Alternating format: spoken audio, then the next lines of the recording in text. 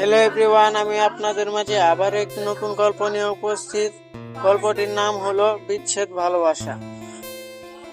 বর্ষার এক ভেজা সকাল, প্রথম দেখা জিহাদ আর মেঘের। জিহাদ বইয়ের দোকানে ঢুকেছিল হুমায়ুন আহমেদের একটা পুরনো উপন্যাস খুঁজতে, আর মেঘ সেখানে দাঁড়িয়েছিল অন্ধকার আর বৃষ্টির ছবি আঁকা একটা ডায়েরি হাতে।